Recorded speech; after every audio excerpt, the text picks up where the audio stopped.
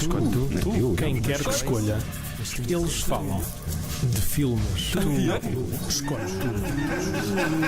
Escolhe tu. Velhos são os trapos, e numa América em ebulição, também os horrores estavam neste estado. A Guerra do Vietnã, o assassínio de JFK, Robert Kennedy e Martin Luther King deixaram feridas que muito tempo demorariam a sarar.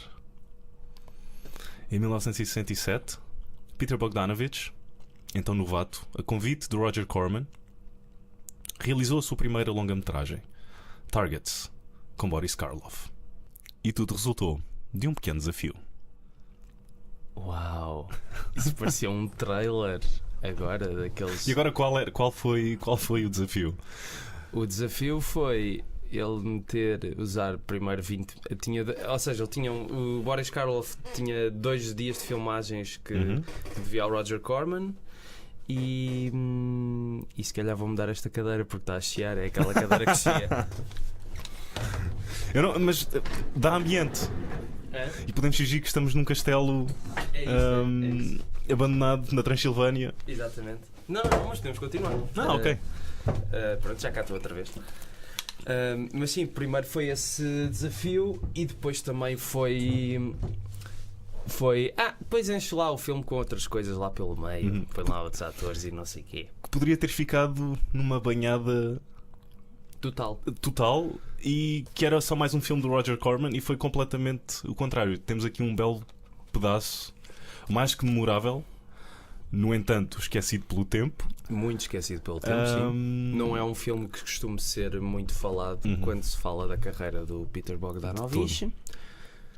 Não sei se por ele nunca mais ter feito terror, este é considerado só como uma pedra que ele pisou e que depois lhe deu acesso ao Last Picture Show. E ao tipo de filmes que a maior parte das pessoas exatamente se recorda do Peter Bogdanovich, o Last Picture Show, Paper Moon, What's Up Doc e por aí, mas são esses os 3 principais da década seguinte. Sim. E tens aqui um recorte de tecido tão realista e até algo penoso de se ver, que é espetacular. Ele ter aproveitado estas condições para ter uma ideia tão. Uma palavra, não queria utilizar, fiquei com o trauma de me terem dito para não utilizar a palavra genial. E agora não posso utilizar a palavra genial. Não, podes usar, eu acho que podes usar. É um bocado diferente é dizer, por exemplo, que o Ant é genial, não é? Que o quê? O Ant é genial. Mas eu não disse que o Ant era genial. Eu sei, mas estou a dizer, algum puto se calhar está a ouvir isto e acha que o Ant é genial. Eu vou recortar isto e vou editar um clipe em que tu dizes que o Ant é genial. Pronto, tudo bem. Já agora. Eu não vou fazer nada disto. Aproveito só já este momento de achincalhamento para fazer aquilo que sempre quis fazer em rádio.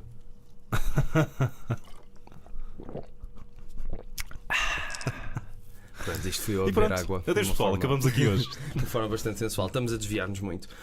Não, mas a maneira que ele arranjou de dar a volta à questão de só ter uma data de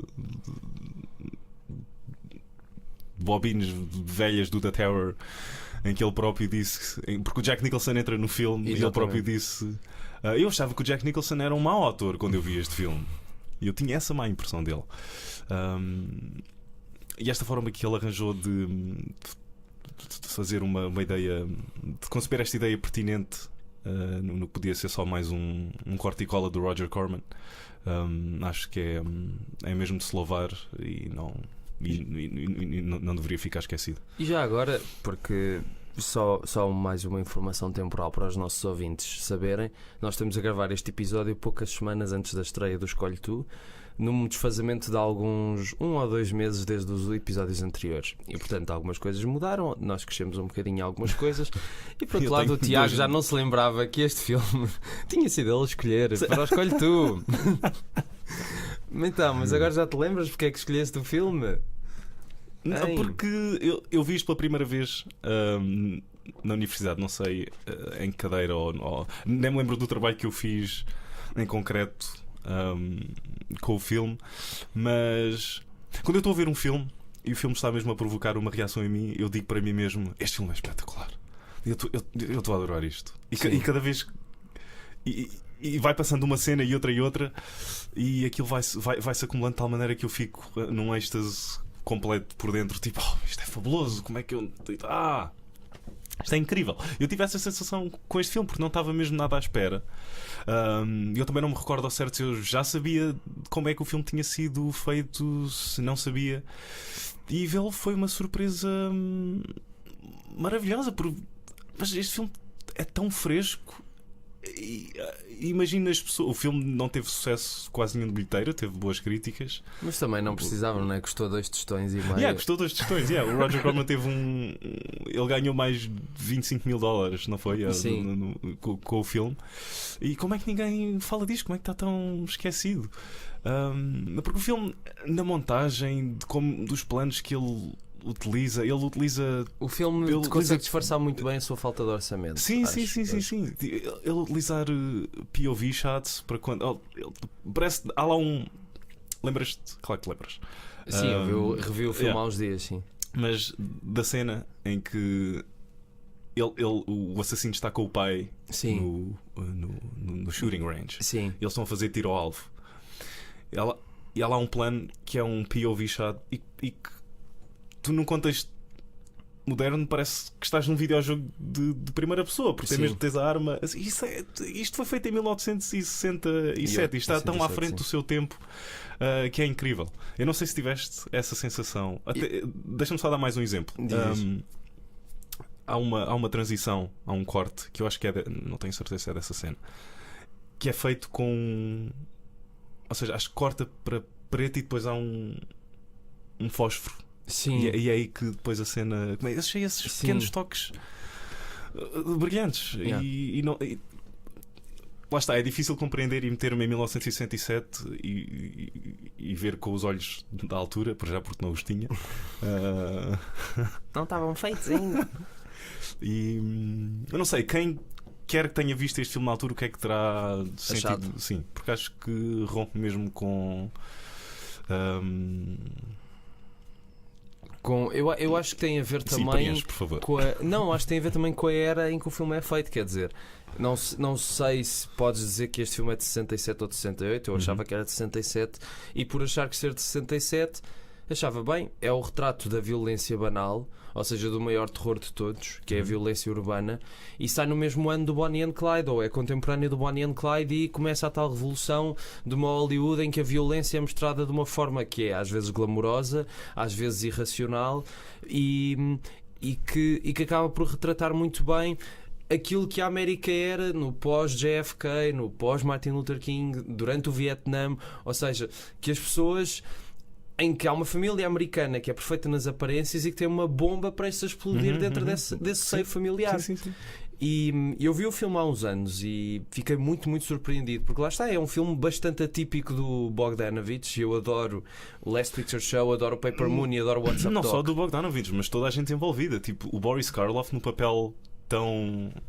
O Boris Karloff tem uma carreira muito atípica também. Não foi só o Frankenstein, também nem foi só... Claro. Ele... Mas num papel que é basicamente ele, sem contar com alguma amargura que a personagem tem. Eu não sei se tu tinhas isso, mas eu quando era mais miúdo, achava que ele era tipo o Frankenstein, ou seja, que ele não falava, tipo... E depois quando vejo uma... An interview of him talking English. E eu, uau, que gentleman! Fiquei mesmo surpreendido. Fiquei literalmente surpreendido. E vês que ele tem os dentes e que não está... Sim.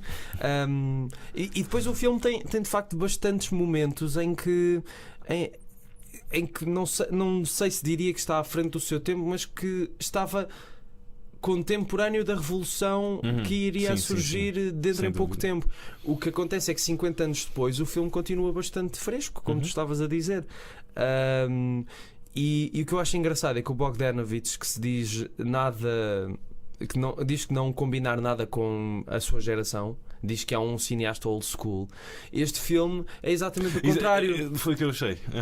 Portanto, depois deste filme, deu-lhe o badagai qualquer e ele decidiu. E muito bem, porque são grandes filmes que ele fez depois. Mas é engraçado esse filme ir um bocado ao encontro do Bonnie and Clyde, do Straw Dogs, todos esses filmes que vieram de finais dos anos 60 até inícios dos anos 70. Acho que isso tem a ver com o enquadramento do filme, no sentido que se vira para o terror em concreto, porque como ele não sentia nenhuma afinidade com o terror clássico, isso permite-lhe ser muito mais livre no que ele está a fazer. Sim. E como ele não tem, se ele não é fã do Frankenstein, nem de Dráculas, nem etc. E até acho que ele até disse, nem era grande fã do Psycho. Ele acho que encontrou o Hitchcock e disse que este é dos seus piores filmes, ou uma coisa assim. E o Hitchcock disse: You don't saw number 17 or Topaz. That's my worst film ever. Yeah. A sério? Topázio Topázio é um pastelão. Epá, faz tanta pena. O elenco envolvido é tão bom. E tem o nosso amigo Michel Piccoli lá no meio. E depois aquilo funciona tão mal. E já estamos a falar mesmo finais de carreira do Hitchcock. Mas a questão é que a seguir ele ainda fez o Friends e fez o Family Plot. E este filme só não Friends funciona. É o mais marotinho do Hitchcock. Sim, mas é que este filme, eu não sou daquelas pessoas. Acho que há uma tendência muito estúpida que é. Nós já há uns tempos falámos aqui do Bela Dia do Buñuel. E eu há uns dias vi outro filme dele que é o Diário de uma Criada de Quarto. E fui ao Letterboxd e as pessoas, este filme não tem surrealismo. Quase como se dissessem, bem, os filmes do Buñuel que não têm surrealismo são maus. Ou seja, porque não tinham a marca que é mais característica do autor, que é uma estupidez pegada.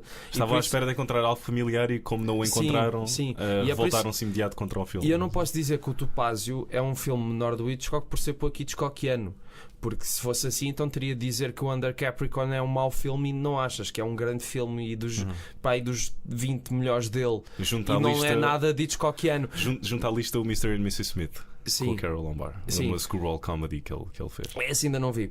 Mas o Topaz tem só o problema de não funcionar, das peças ali não terem grande entusiasmo. Não há e nada esse é o ali. pior pecado de todos. É um bocado o pior pecado de todos.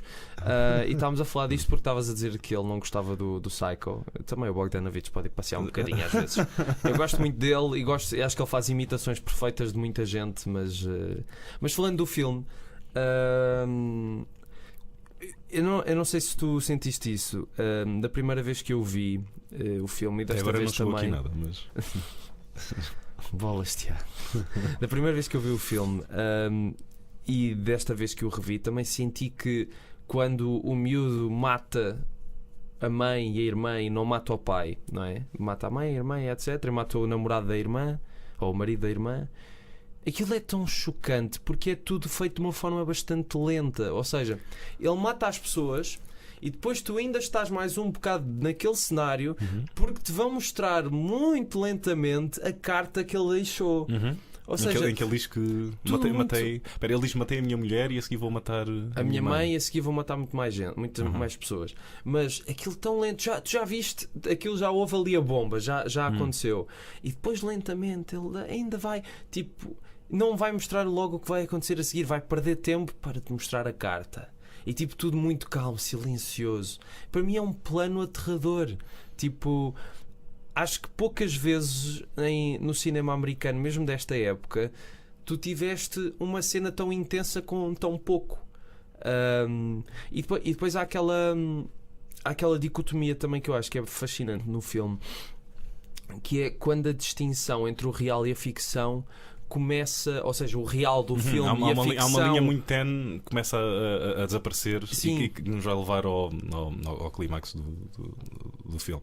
Sim, porque no fim, o atirador, quando o Karloff se está a aproximar dele, que também acho que é uma das grandes cenas do filme, quando o Karloff se está a aproximar dele, ele está a disparar na direção do Karloff e a disparar para o filme. Ele não sabe o que é real ali. Tipo, é tudo subjetivo. E agora fez sentido a 100% esse final, que foi algo que se calhar não entrou completamente da primeira vez que vi o filme.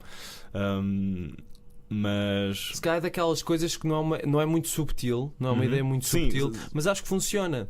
Eu acho que funciona perfeitamente, porque lá está, há aqui há uns paralelos, umas linhas paralelas interessantes entre a personagem do assassino e a personagem do Boris Karloff, em que tu nunca percebes muito bem os motivos, não percebes porque é que ele se quer reformar.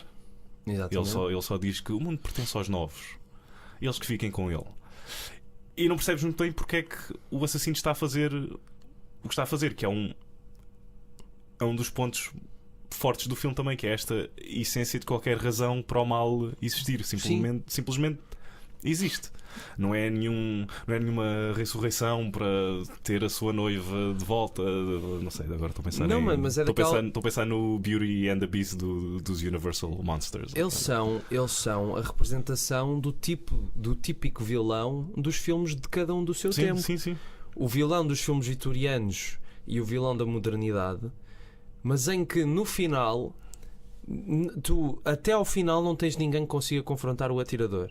E é esse vilão que já está ultrapassado, que diz que o verdadeiro terror está no que acontece nas ruas e neste tipo de casos.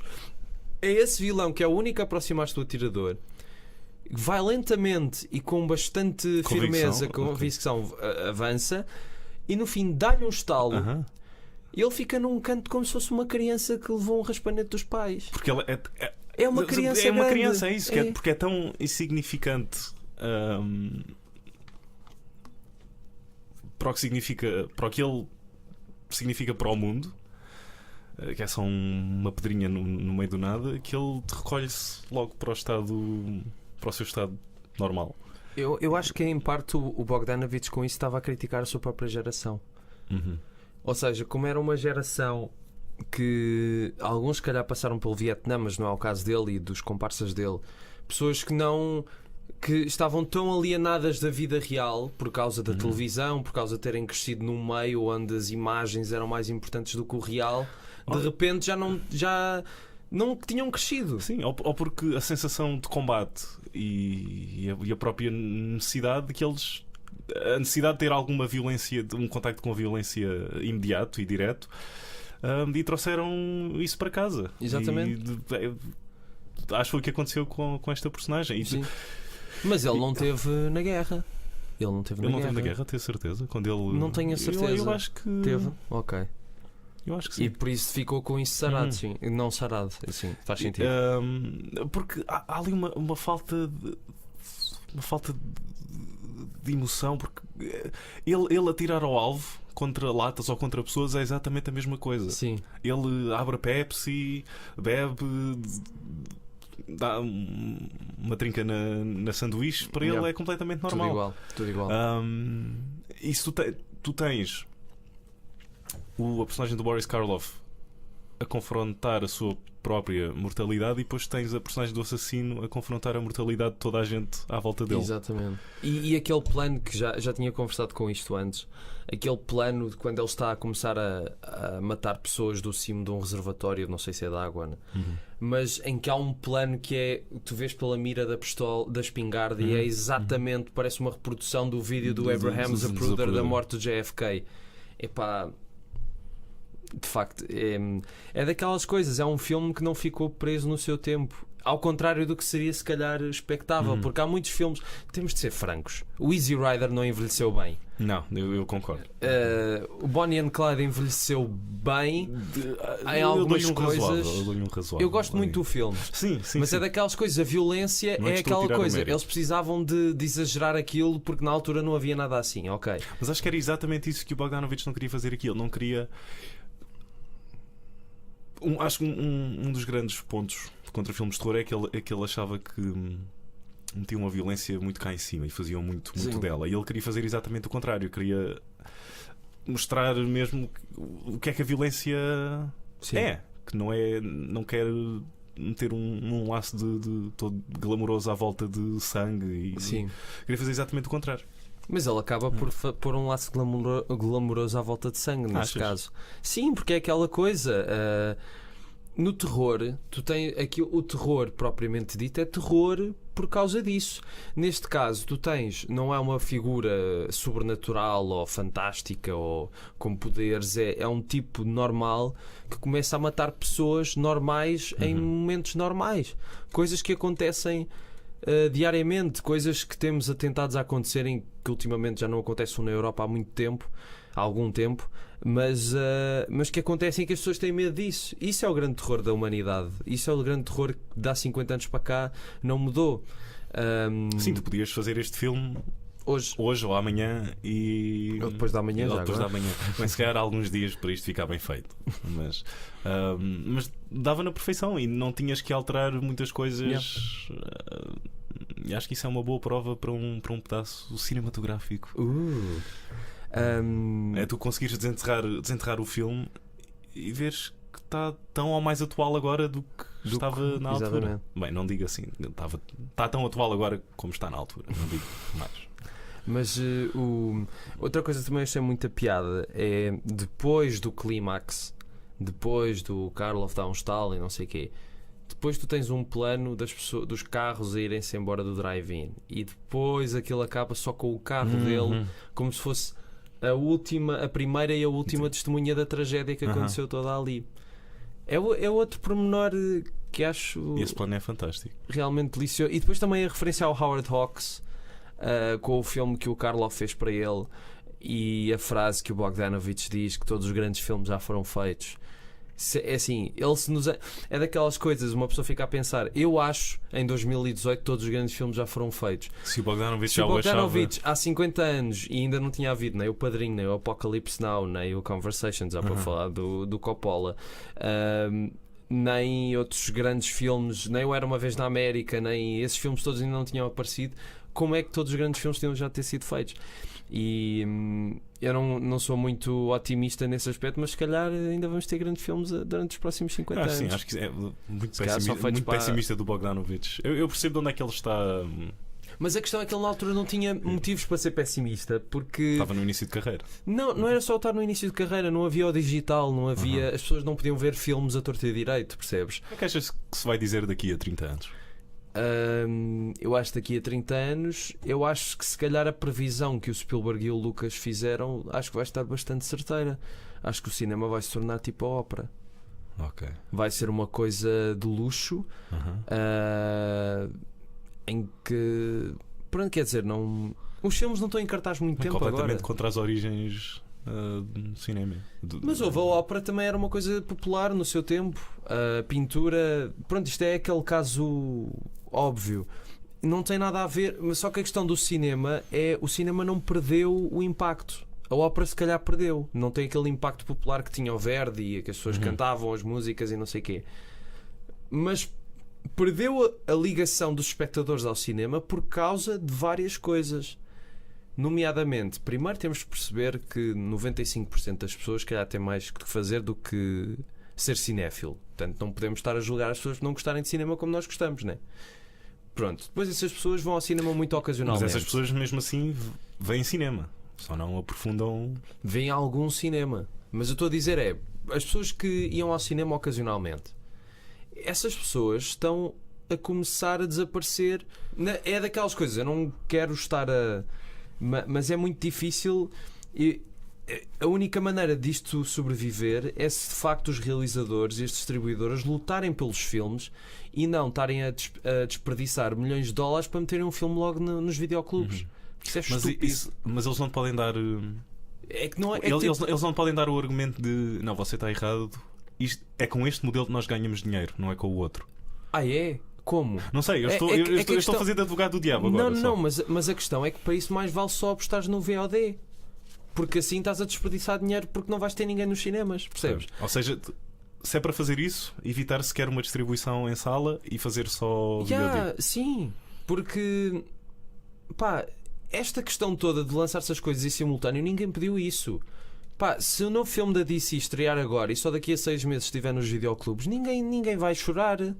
Mas criou-se a cena de que 99% dos filmes têm de estrear e uma semana depois estarem, ou logo estarem disponíveis noutras plataformas, que é uma coisa que eu acho que é um sacrilégio para um filme, porque para mim, eu habituei-me desde puto que o lançamento em cassete ou em DVD ou Blu-ray ainda demorava um bocado. E era o filme ainda a tinha... última coisa. A última coisa, o filme ainda tinha de ser digerido, passar Sim, por muitas fases antes de chegar ao mercado. Exatamente. Mas aí estás a dizer, era o que eu estava habituado. Não, mas é o percurso que um filme tem. Porque assim tu não estás a respeitar o próprio filme. Imagina, tu tens um grande filme nas mãos, tens um ótimo filme nas mãos e decides estrear no cinema e na Netflix ao mesmo tempo.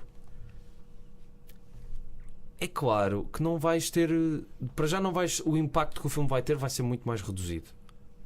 Porque, ok, tu podes ter, mas está bem, toda a gente tem Netflix, mas se for um filme checo com atores jugoslavos, as pessoas da Netflix não vão ver esse filme. Realizado percebes? pelo Michael Bay. E tu, para o teu filme, eu acho que o que implica hoje em dia é que os realizadores e produtores, etc., têm de ter uma genica de perceber este filme, isto vai interessar a quem? Então vamos lutar para ter este público.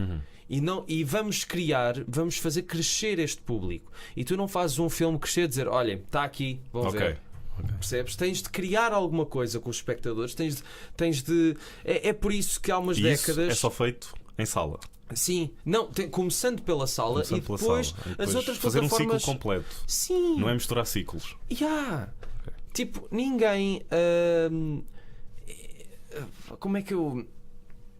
Ninguém diz, epá, eu vou ver isto ao teatro, mas também tenho isto em casa para ver. Percebes? Não, porque há coisa de ver no teatro. Sim. Só ali é que eu posso ver isto. Sim. Agora, neste momento, só ali. Por isso é que eu não vou a mais lado nenhum, porque mais lado nenhum eu posso ver isto. Se tu gostas verdadeiramente de cinema, e acho que o que o Scorsese disse recentemente sobre isso faz todo o sentido.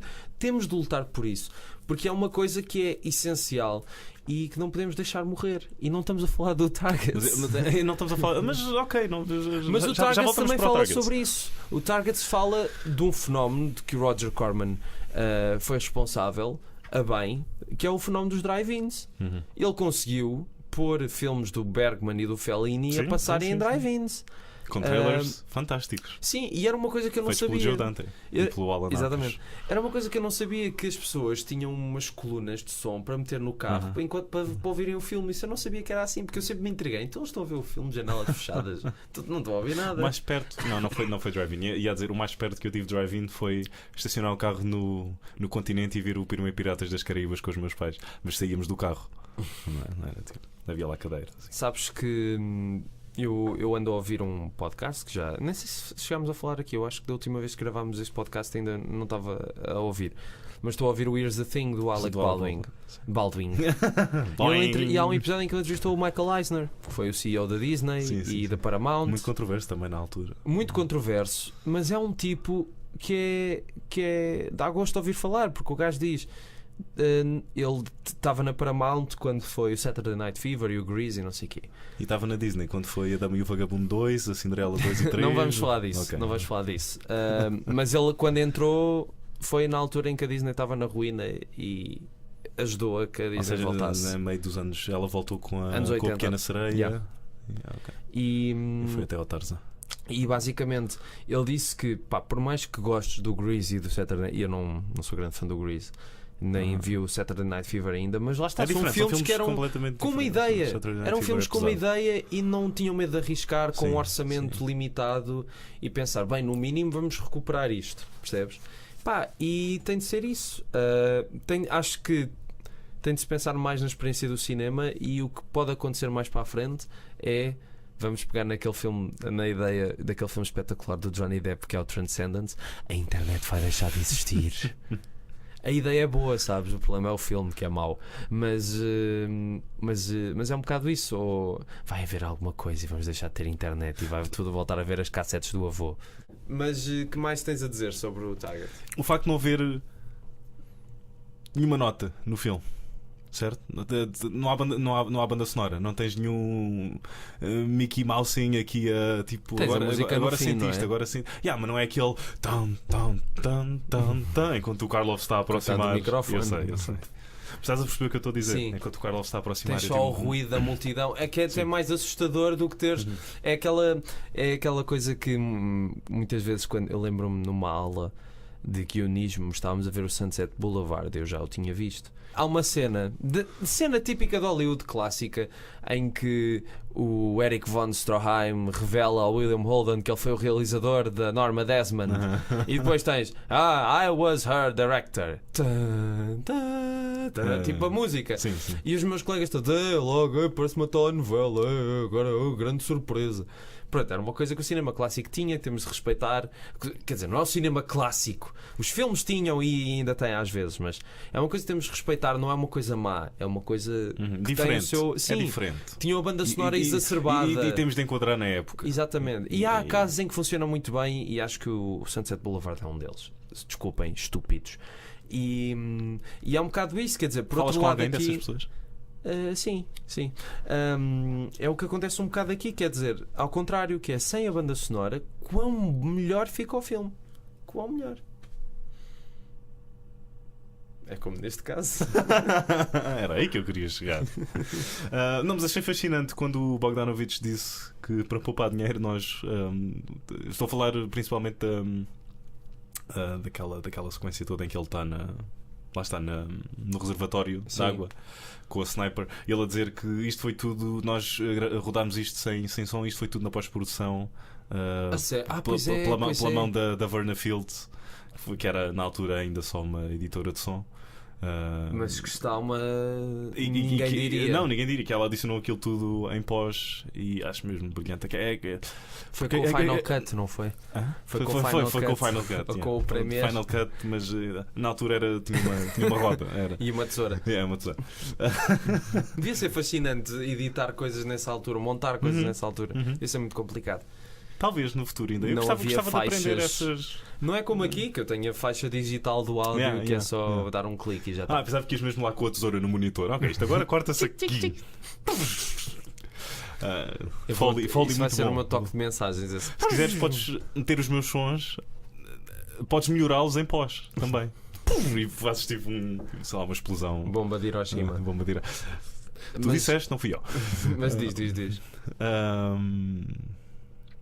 Não sei. Estás a falar do som, da sequência do tiroteio, de como era.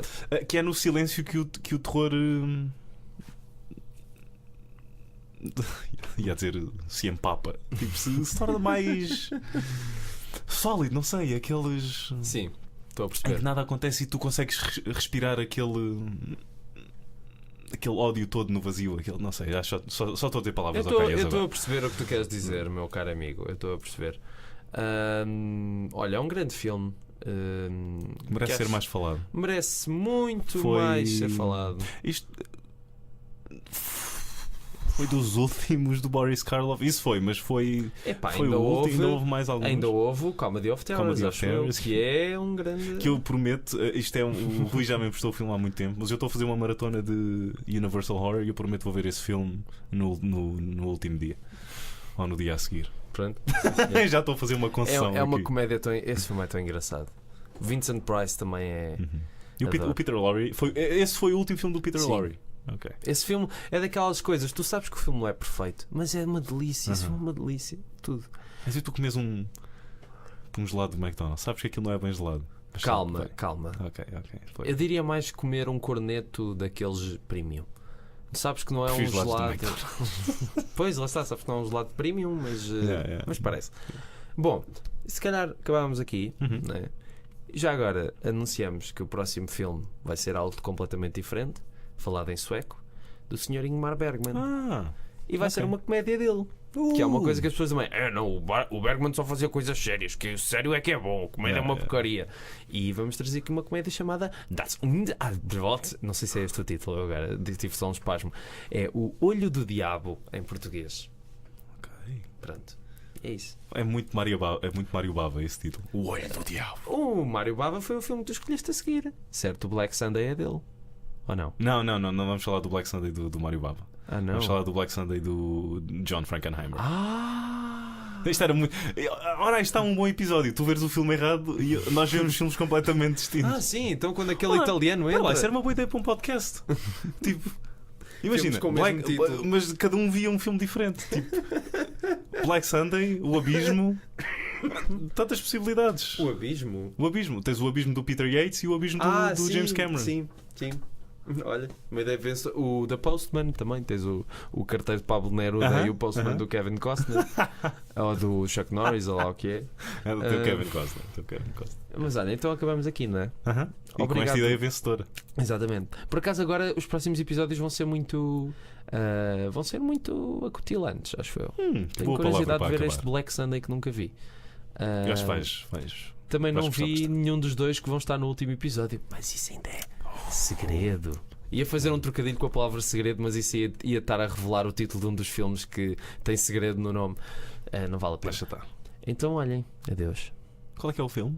Tem segredo no nome? Podes dizer agora. agora. Que tem top a seguir. É Antes, top. top, É top. antes. Mas esse não, o último episódio não é aquele. É duplo, mas este é do É duplo. penúltimo. O penúltimo. Eu acho tá que bem. isso penúltimo. Mas é este que vamos falar, certo? Ou queres mudar? Não. Está top. É? Tá Chocolate mousse? Só para os teus olhos. Não faz sentido. Mas é o póster. Eu disse chocolate mousse. Podemos cortar agora. Não. Vá, despede dos senhores. Adeus, senhores. Adeus, senhoras. E até à próxima. Criancinhas. Pronto, vamos lá brincar para o parque infantil. Adeus. Desculpem, só para dizer duas coisas. Primeiro, que eu fui estúpido e que me enganei. O atirador, obviamente, se viram o filme, mata a mãe e a mulher, não é a irmã e o namorado da irmã. Não sei o que é que pensei nisso. E depois também nos esquecemos de falar do grande Samuel Fuller, que deu uma grande ajuda ao Bogdanovich na produção do filme. E do grande trabalho que o ator que fez o assassino fez, esquece. Eu não me lembro do nome dele. Mas é isso, pronto, olhem. É só para perceberem que isto não é uma coisa muito geeky e depois começamos a falar de coisas e esquecemos. Mas olhem, agora sim é que nos vamos embora, não é? Adeus. Escolhe tu, quem quer que escolha. Eles falam de filmes. Tu escolhes tu. Escolhe tu.